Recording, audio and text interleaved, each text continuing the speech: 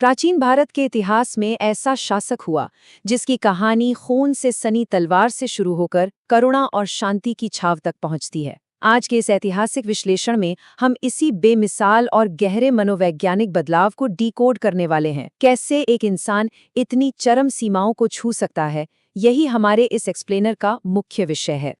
एक बहुत बड़ा सवाल जो सीधे दिमाग में आता है वो ये है कि इतिहास का सबसे क्रूर शासक आखिर शांति का सबसे बड़ा प्रतीक कैसे बन गया। ये कोई आम ऐतिहासिक टाइमलाइन नहीं है। ये एक ऐसी रोमांचक मनोवैज्ञानिक कहानी है जहां एक शहजादा दुनिया की हर चीज जीत लेता है, लेकिन अपनी सबसे बड़ी जीत के ही पल में उसे अपनी सबसे खौफनाक हार का एहसास होता है। सम्राट को समझने से पहले उस माहौल को समझना होगा जिसने उन्हें आकार दिया। ये कोई शांत दौर नहीं था। टुकड़ों में बटे भारत को सम्राट चंद्रगुप्त और रणनीतिकार चाणक्य ने कूटनीति और जासूसी के दम पर एक विशाल मौर्य साम्राज्य में बदल दिया था। सत्ता का फैसला सीधा तलवार से होता था और बिल्कुल इसी क्रूर माहौल में हमारे इस मुख्य किरदार की परवरिश हुई थी। ऐतिहासिक स्रोत यहाँ एक बहुत ही दिलचस्प मनोवैज्ञानिक पहलू सामने रखते हैं। सम्राट बिंदुसार अपने इस बेटे को कुछ खास पसंद नहीं करते थे, और हम जानते हैं कि बचपन की ये अनदेखी और असुरक्षा एक युवा मन में खुद को साबित करने की ऐसी आग भड़का सकती है जो आगे चलकर पूरे साम्राज्य को अपनी चपेट में ले ले। शायद इसी वजह से उन्हें दूर उज्जैन का गवर्नर बनाकर भेज दिया गया था। तक्षशिला में हुए एक विद्रोह ने सब कुछ बदल कर रख दिया। जब बड़े भाई सुसीम इसे दबाने में नाकाम रहे तो अशोक को भेजा गया, और वहां उन्होंने ऐसी ठंडे दिमाग वाली क्रूरता और गजब का सैन्य कौशल दिखाया कि विद्रोह हमेशा के लिए कुचल दिया गया। यहीं से जन्म हुआ चंड अशोक का, यानी एक ऐसा अशोक जो भयंकर और हद से ज्यादा क्रूर था। अब पाटलिपुत्र के बाहर बने अशोक के नर्क की कहानी को ही ले लीजिए। ये यातना घर सच था या महज एक मिथक, लेकिन ये उस वक्त के उनके मनोवैज्ञानिक हालात को बिल्कुल सटीक रूप से दर्शाता है। ये एक ऐसे राजकुमार की तस्वीर पेश करता है जिसे बचपन में ठुकराया गया और अब वो दुनिया को डराकर उसका बदला ले रहा था। सत्ता के लिए वो किसी भी नैतिक सीमा को लांघने को तैयार था। इस नंबर पर गौर करते हैं, 4 साल। ये वो बहुत ही खूनी अंतराल था जो सम्राट बिंदुसार की मृत्यु और अशोक के औपचारिक राज्याभिषेक के बीच बीता। श्रीलंकाई बौद्ध ग्रंथ तो यहाँ तक दावा करते हैं कि सिंहासन हासिल करने के लिए अशोक ने अपने 99 भाइयों का कत्ल कर दिया था। हो सकता है ये संख्या थोड़ी बढ़ा चढ़ाकर बताई गई हो, लेकिन ये संघर्ष सच में बेहद खूनी रहा होगा। सत्ता की इस भयंकर भूख का चरम शासन के 8वें साल में देखने को मिला। गद्दी पर बैठने के बाद भी खुद को सबसे ताकतवर साबित करने की जिद रुकी नहीं। नजर पड़ी कलिंग पर, जो आज का उड़ीसा है। ये एक स्वतंत्र और बेहद अमीर समुद्री राज्य था, और इसी महत्वाकांक्षा ने मौर्य इतिहास की सबसे बड़ी सेनाओं में से एक को कलिंग की तरफ मोड़ दिया। इसके बाद जो हुआ वो युद्ध नहीं, एक खौफनाक नरसंहार था। कहा जाता है कि दया नदी का पानी खून से बिल्कुल लाल हो गया था। जहां तक नजर जाती बस लाशें ही लाशें। 1 लाख लोग मारे गए। एक झटके में जीत का सारा जश्न एक कभी न खत्म होने वाले मातम में बदल गया। और इस भयावहता में इन आंकड़ों को भी जोड़ना होगा। 1.5 लाख लोग निर्वासित कर दिए गए, उन्हें अपना घर छोड़ना पड़ा। और इसके बाद भूख और बीमारी से जो मौतें हुईं उनकी तो गिनती ही नहीं है। यही वो टर्निंग पॉइंट था जिसने अंततः एक अजेय और क्रूर सम्राट की आत्मा को पूरी तरह से झकझोर कर रख दिया। शिलालेख खुद गवाही देते हैं कि इस नरसंहार ने सम्राट को कितना गहरा दुख और पछतावा दिया। अपराध बोध में डूबे सम्राट की जिंदगी में यहाँ एक बेहद अहम और व्यक्तिगत मोड़ आता है।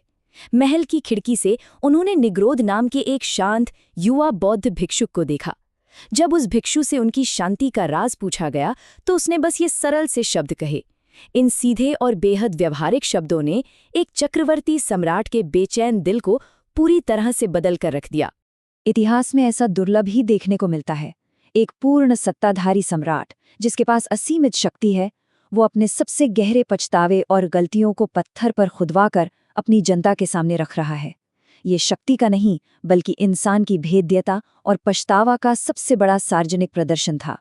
इसे इतिहास का सबसे बड़ा पॉलिसी यूटर्न कह सकते हैं।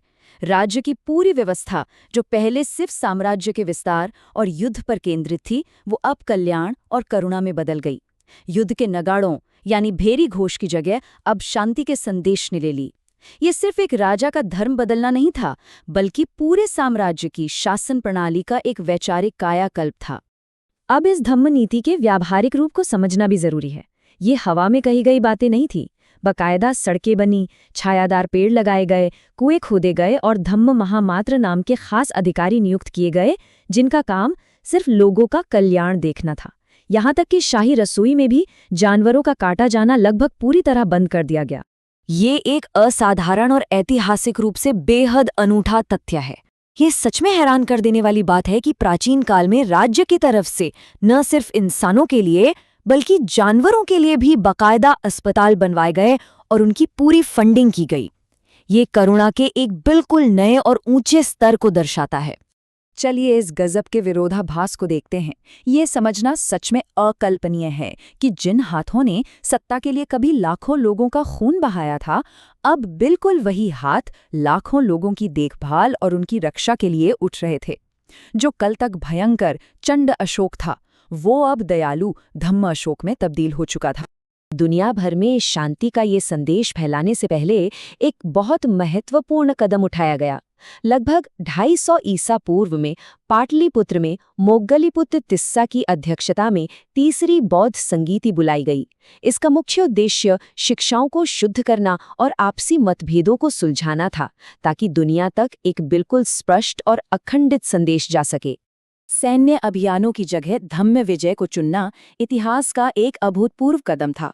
अलेक्जेंड्रिया से लेकर एथेंस तक, जहां पहले तलवारें लेकर खूंखार सेनाएं जाती थीं, वहां अब बौद्ध भिक्षु शांति और करुणा का संदेश लेकर जा रहे थे। ये दुनिया को जीतने का एक बिल्कुल नया और अहिंसक तरीका था। धम्म के लिए उनका व्यक्तिगत समर्पण इस बात से साफ झलकता है कि उन्होंने अपना शायद सबसे बड़ा बलिदान दिया।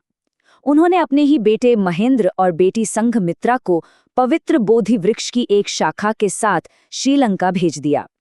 इसी एक ऐतिहासिक कदम ने बौद्ध धर्म को भारत की सीमाओं से निकालकर एक विश्व धर्म बनाने की मजबूत नींव रखी। लेकिन यहाँ इतिहास की एक बहुत बड़ी विडंबना देखने को मिलती है। जिस अजेय मौर्य साम्राज्य को इतनी कूटनीति और युद्धों से सींचा गया था, 232 ईसा पूर्व में अशोक की मृत्यु के मात्र 50 साल के भीतर ही वो पूरी तरह से ढह गया। ये एक सोचने वाली बात है।